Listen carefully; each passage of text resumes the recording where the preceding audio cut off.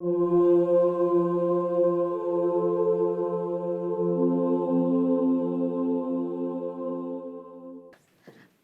my name is Annmarie Stockinger, and I'm going to be talking to you guys today a little bit about the sport of kings, horse racing.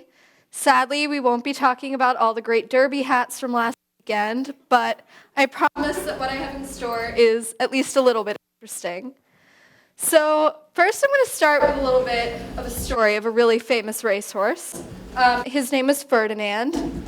Ferdinand won the 1986 Kentucky Derby, and then he also went on to win the 1987 Breeders' Cup and win the 1987 Eclipse Horse of the Year award.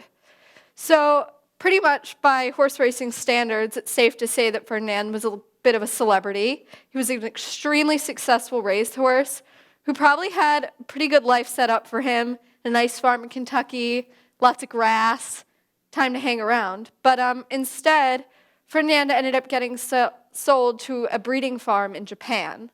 And after being not so successful as being a breeding horse, Ferdinand was sold to an auction house, was then transferred to a slaughterhouse, and then ended up being made into Japanese pet food. So why does a story about one horse matter so much? Well, the fact of the matter is that Ferdinand isn't the only horse that ends up having a not so successful career after the track. Actually, about 100,000 thoroughbreds a year alone get sent directly to kill buyers. That means that when they leave the track, it's expected that they won't be made into anything. They're not even given a chance. And then we also have to take into account 750 thoroughbreds a year who die due to racing accidents, so they trip and fall and they break a leg. And pretty much when a horse breaks a leg, they have to be put down. So what's currently the status quo? What does it mean to be a racehorse? What does it mean to be in the racing industry? So right now, about hundreds of thousands of little thoroughbred foals are born every year, nice and adorable, frolicking in the fields. And then when they turn 2 years old, they're taken from the field, away from all their barn mates, saddles put on their back, and that's when they begin training at 2 years old. Many horses go on to race in their first races as 2-year-olds. Most of them spend most of their careers as 3- and 4-year-olds racing in the big races. The Kentucky Derby is a 3-year-old only race, for example. And most of the time, by the time a horse turns 5 years old, his career is over. So what are the other options? We have all these horses, hundreds of thousands of them every year, ending their careers as well as starting them. And they have nowhere to go after they end their career. You have horses who only know how to do, most of the time, 3 things, and that's walk, gallop, and spook, which pretty much means get scared of something and end up galloping anyway.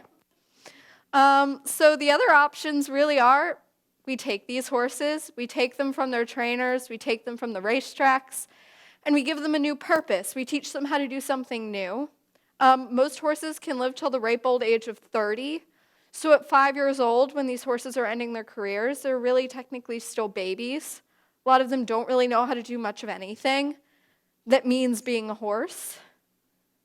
So then we get into the real problem here. So now we want to take all these horses from the racetrack. We want to teach them how to do something new, but we have no one that can teach them to do anything except for those very important 3 things, which are walk, gallop, and spook. So a lot of people I know have gotten horses from the racetrack and they've sent them away to a trainer, which is effective but really expensive. And in the grand scheme of things, you can't only have private buyers buying horses and retraining them if you want to make a big impact. You know, maybe that could account for 1,000 or 2,000 of the horses that come off the track a year. But what about all the other ones? Well, this horse here is Corofin, and I made the decision 6 months ago, as of last weekend, 6 months ago, to go to a horse rescue in my town and buy myself a 3-year-old horse who knew how to do absolutely nothing and was very, very unsuccessful as a racehorse. And I made the decision that I, like a couple of my friends had been doing, would buy a young horse, and I would see what I could do. What could I teach him? I would work with my trainer, who I've been riding with for a long time, in riding lessons and when I used to lease horses, and I would see what I could get out of him. So initially, he was pretty scared. Racehorses at the racetrack normally live inside a stall for 23 hours of a 24-hour day. They come out of their stall for an hour to maybe gallop on the track, maybe get a bath, maybe see a farrier, do things that are necessary for their training, and then they go right back into their stall. They're fed a really high-protein diet. So what does that mean? That means they're hyper, they're kind of a little bit standoffish, a little bit quick to do that third thing, spook. And a lot of times, they're just not really the friendliest horses at first because they don't really know how to be horses. When I bought my horse, he didn't know how to eat grass properly. He would do a split with his front legs and almost fall on his face because he had no clue how to lean over and he was so tall. And it's just a lot of little things that the horses have to learn to do initially. So for the first month of my horse's life, he actually went ahead and he lived in the fields, and he didn't actually have to do much of any work. We took him out every day. I would walk him around on a lead rope, introduce him to new things. I took out tarps. Would slam doors around him, drop things on the ground, try to get him used to what it means to live in a barn, what it means to be a show horse. And he took to it really well. And then we started riding him. It started off with time to learn how to stop, because although they know how to go, most of them do not know how to stop. So those were some fun lessons. And after a while of working with this horse, he ended up being a really nice show horse.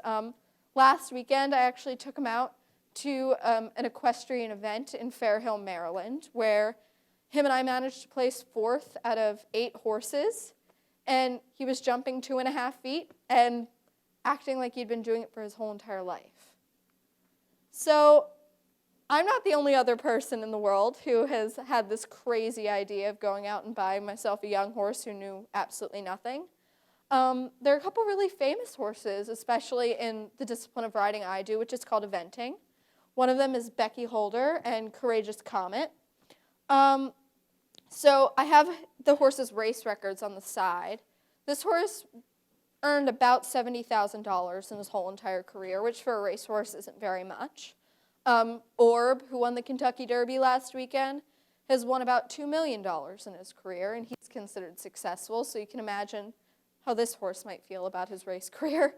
But he's currently competing at the highest level of eventing there is, and he was long-listed for the Olympic team last year. And this is probably one of my favorite riders out there, Sarah Cousins, and her horse Tsunami. Tsunami was incredibly unsuccessful, $35,000 total career earnings, and she's now also competing at the highest level. She competed at Rolex 2 weekends ago, which is one of the biggest events in the United States. And Sarah Cousins is actually the trainer that helped me with my horse some of the time. And then lastly, which I think is probably one of the most fantastic stories of off-the-track thoroughbred success, is Neville Bardos, who was bought from Australia for $850. He was such a pitiful racehorse that they never even put him into a race because they knew he would lose. And Neville Bardos won the gold medal at the Olympics for team eventing last year in London, so obviously not a complete failure. So what can you do, or more importantly, I think, what can we all do? First and foremost, I think the next time that some of the adults here go to the racetrack and want to place their $2 trifecta bet, maybe make that bet, but if you do win big, maybe consider donating that money to one of the great organizations like Turning for Home or Canner USA that are trying to make a difference on a bigger scale by retraining some of these horses. Or the South Jersey Thoroughbred Rescue, great place, local. I volunteered there. That's where I got my horse. But more importantly, I think it's important that we don't get lost in the glamour of the sport that seems so beautiful. And we recognize that these horses are just as much athletes as any other athlete there is out there. You know, Ferdinand could have easily been Michael Jordan. and he ended up getting made into pet food. So I think that we need to put things into perspective a little bit. I'm not saying that everyone should go out and buy a 3-year-old racehorse. I don't think that's a very good idea. But I do think that it's all something that everyone can think about. And it's a little bit of something, that $2 bet, that can make a really big change. Thank you, guys.